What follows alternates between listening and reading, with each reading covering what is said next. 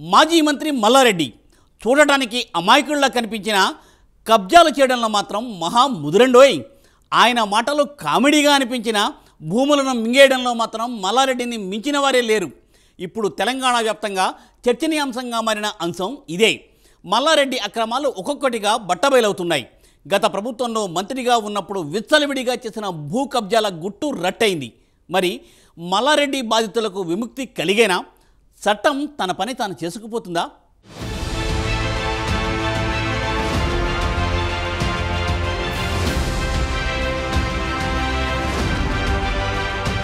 ప్రభుత్వ కార్యక్రమమైనా, సినీ ఫంక్షన్ అయినా, వేదిక ఏదైనా మల్లారెడ్డి మైక్ పట్టుకున్నారంటే చాలు, కష్టపడ్డా, పాలమ్మినా, పూలమ్మినా సక్సెస్ అయ్యా అనే డైలాగ్ వినబడుతుంది. ఇలా తన మాటలతో ఎప్పుడూ సోషల్ మీడియా ట్రెండింగ్లో నిలిచే మాజీ మంత్రి మల్లారెడ్డి కబ్జాల పర్వం మీద ఓ పెద్ద గ్రంథమే రాయొచ్చని చెప్పొచ్చు. మల్లారెడ్డికున్న వందలాది ఎకరాల ఆస్తులు చాలా శాతం కబ్జాల పుణ్యమే. అలా కబ్జాలకి ఆది గురువైన మల్లారెడ్డి స్థలాన్ని ఎవరో కబ్జా పెట్టారు. ఇది వింతలోకెల్లా వింత, సరికొత్త ప్రపంచ వింత. గతంలో దుండిగల్లోని మల్లారెడ్డి ఏరోనాటికల్ కాలేజీలో అక్రమ నిర్మాణాలను రెవెన్యూ అధికారులు కూల్చివేశారు. గుండ్లపోచంపల్లి మున్సిపాలిటీలో మల్లారెడ్డి ఇంజనీరింగ్ కాలేజీకి వెళ్లే అక్రమ రహదారిని కూల్చివేశారు. అప్పుడు మల్లారెడ్డి ముఖ్యమంత్రిని కలిసేందుకు ప్రయత్నించారు. అయితే 2 పర్యాయాలు మల్లారెడ్డి ముఖ్యమంత్రిని కలవలేకపోయారు. కాగా బీఆర్ఎస్ ఎమ్మెల్యేలపై ఫిర్యాదు చేయడానికి తాను ముఖ్యమంత్రిని కూడా కలుస్తానని కాంగ్రెస్ ధర్మపురి ఎమ్మెల్యే లక్ష్మణ్ కుమార్ పేర్కొన్నారు.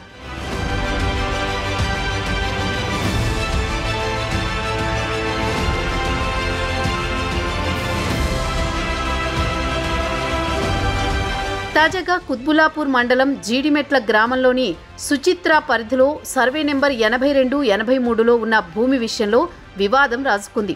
తన భూమిలో ఫెన్సింగ్ వేసి కబ్జా చేస్తున్నారంటూ ఎమ్మెల్యే మల్లారెడ్డి తన అల్లుడైన ఎమ్మెల్యే రాజశేఖర్ రెడ్డి ఇతర అనుచరులతో కలిసి వచ్చి వీరంగం సృష్టించారు.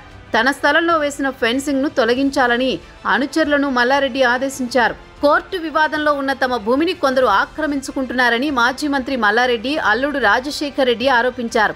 తన భూమిలో ఇతరులు ఫెన్సింగ్ వేస్తుంటే ఎలా ఊరుకున్నారని మల్లారెడ్డి పోలీసులను ప్రశ్నించారు. నాపై కేసు పెడితే పెట్టుకోండి, కానీ నా స్థలాన్ని కాపాడుకుంటాను అని ఆయన చెప్పారు. పోలీసుల సమక్షంలోనే తన అనుచరులతో ఫెన్సింగ్ ను కూల్చివేయించారు. ఇంతలో ఆ భూమి తనదేనంటూ 15 మంది ఆ స్థలం వద్దకు వచ్చారు.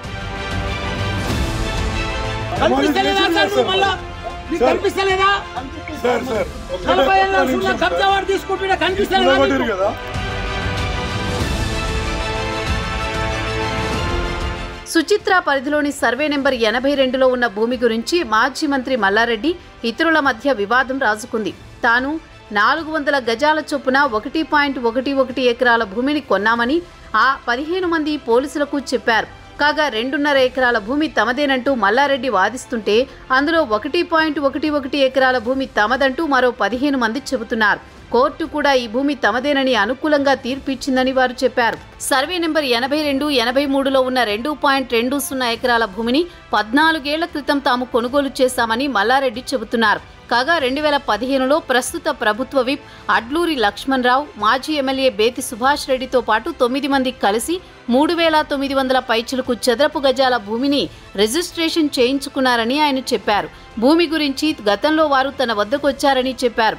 తాము ఆ భూమిని శ్రీనివాసరెడ్డికి 2021లో విక్రయించామని చెప్పారు.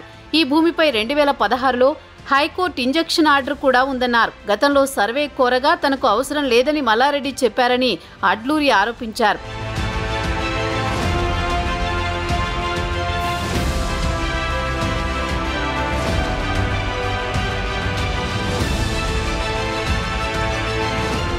వివాదం తర్వాత ప్రభుత్వం ఆ స్థలంలో సర్వేకు ఆదేశించింది. మల్లారెడ్డి ఆయన అల్లుడు మరి రాజశేఖర్ రెడ్డిల సమక్షంలోనే సర్వే చేశారు. సర్వే చేపట్టిన రెవెన్యూ అధికారులు ఆ భూమిని మల్లారెడ్డి కబ్జా చేసినట్లు తేల్చారు. సుచిత్రాలో వివాదాస్పదంగా మారిన ల్యాండ్ ని సర్వే చేసిన అధికారులు మల్లారెడ్డిది కాదని తేల్చారు. ఈ మేరకు హైకోర్టుకు రెవెన్యూ అధికారులు నివేదిక అందజేశారు. సైబరాబాద్ పోలీసులకు సర్వే రిపోర్ట్ను పంపించారు. దశాబ్ద కాలంగా అది తన భూమి అని చెప్పుకుంటున్న మల్లారెడ్డి అదే భూమిని కబ్జా చేసినట్లు రెవెన్యూ అధికారులు తేల్చారు.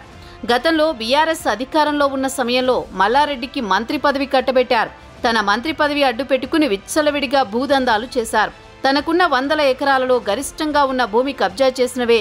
తెలంగాణలో కాంగ్రెస్ ప్రభుత్వం ఏర్పడిన తర్వాత మల్లారెడ్డి భూ కబ్జాలు ఒక్కొక్కటిగా వెలుగులోకి వస్తున్నాయి. గతంలో మల్లారెడ్డి కాంగ్రెస్ నేతలపై సవాలు విసిరారు. తన దగ్గర ఉన్న పత్రాలు నకిలీవని తేల్చితే ఎమ్మెల్యే పదవికి రాజీనామా చేస్తానని చెప్పారు. ఇప్పుడు రెవెన్యూ అధికారులు మల్లారెడ్డి దగ్గరున్న పత్రాలు నకిలీవని తేల్చారు. మల్లారెడ్డి ఇప్పుడు రాజీనామా చేస్తారా లేక ఎప్పటిలాగే సర్దుకుపోతారా అన్నది తేలాల్సి ఉంది.